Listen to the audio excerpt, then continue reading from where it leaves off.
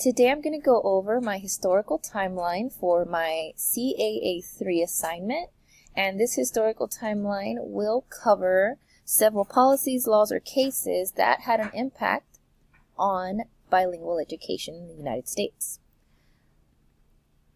And this one's going to reflect the slides that I have on my PowerPoint, and that would be starting off with 1954's Brown versus Board of Education, 1964, the Civil Rights Act, 1965 Elementary and Secondary Education Act, 1968 Bilingual Education Act, 1970 Lau versus Nichols, 1974 Equal Educational Opportunities Act, 1981 Castañeda versus Pickard, 1998 English for the Children's Initiatives, 2001 No Child Left Behind Act, and finally 2017 English Learner Roadmap. Now, the purpose of this entire PowerPoint is to not just tell about what these policies and laws are, but for the purpose of this is to tell us what the impact, whether it be negative or positive, on bilingual education in the United States. And the first one is Brown versus Board of Education, which was part of a Supreme Court decision in 1954. And the main outcome of this was that it outlawed segregated schools as inconsistent with equal education. And part of providing students with an equal education is to meet their needs and be able to teach them in a manner that is not discriminatory to their background and native language. So Brown versus Board of Education is obviously very important for several reasons, but as far as ELL students, it helped schools not to discriminate against them, not only based on the fact that they're a minority student, but also based on their language. And it also made schools and districts provide equal education, and that part of that is to provide education such as bilingual education to students who are not English proficient. The Civil Rights Act was passed in 1964, and that outcome was that it outlawed discrimination based on a person's race, sex, national origin.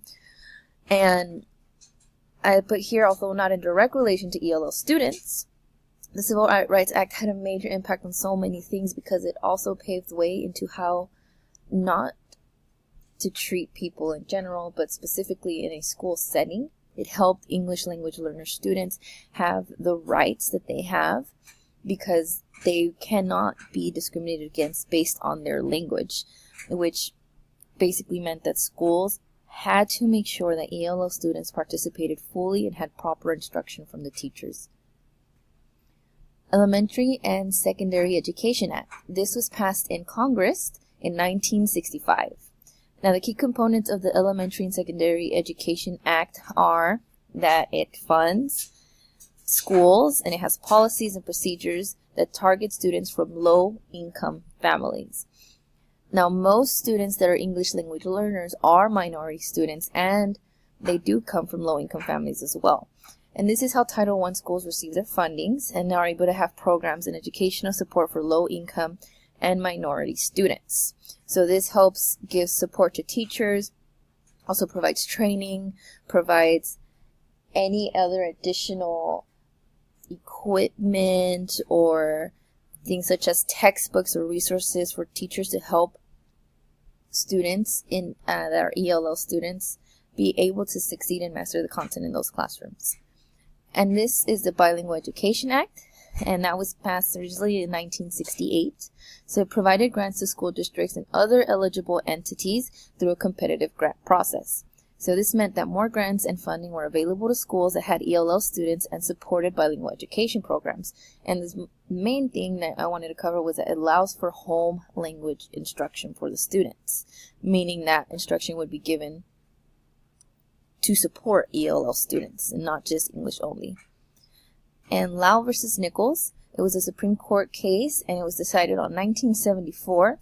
It resulted in perhaps the most important court decision regarding ELL education. This was a class action suit, which meant that there was several, and it was thousands of families of Chinese American students and that were being discriminated against in schools because the schools did not want to provide instruction that helped their students succeed, so it was English only. And There is no equality of treatment merely by providing students with the same facilities, textbooks, teachers, and curriculum. For students who do not understand English are effectively foreclosed from any meaningful education, which almost goes back to the Civil Rights Act as well, because while, yes, you're treating them equally in the sense of being in a school and providing them with teachers, they are being treated unequally and are being discriminated against because there is no purpose or no meaningful instruction done in a classroom where a student cannot understand the language. So, and it was influential in creating the law remedies and ensured that ELL students were given proper instruction and that districts provided bilingual programs. And this goes into the Equal Education Opportunities Act, which was passed in 1974 in part of the Lao remedies. So, it required districts to implement bilingual education programs for ELL students.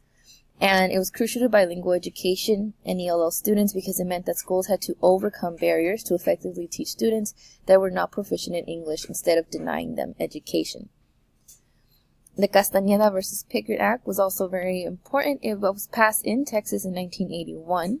So this did have a negative outcome for bilingual education, although it did implement 3 criteria for LEP instruction, which was sound education theory, to be implemented effectively with sufficient resources, and to evaluate whether school programs are effective. But because there's no actual time constraint or huge oversight over these schools that may not be complying, this does mean that students who were in schools or districts that did not effectively teach them with bilingual programs, that could go on for a very long time, and those students would eventually fail. And this is for English for the Children initiative.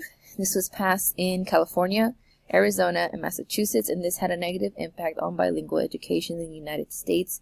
And this was brought about, fully funded, and created by a person who believed that bilingual education programs are a violation of immigrant children's right to learn English. So they completely ignored the fact that ELL students need to be supported in their own native language in order to transfer that knowledge into English. So the purpose of this was to eliminate bilingual education programs, and it discouraged programs that would offer support for ELL students. The No Child Left Behind Act, which was during the George Bush presidency, was passed in 2001. It did get rid of using the term as bilingual and instead did LEP, which is Limited English Proficient, for the students. And it required each state to develop an ELP standard and ELP assessments. This was so that they can measure English language learners' progress in meeting those standards, because the point of it was it tried to keep it accountable as well and keep the school accountable. But because the assessments given to the schools were unrealistic due to the fact that it had to be 100% passing rates, and even for English speaking students, 100% passing rates for the entire student body is unrealistic.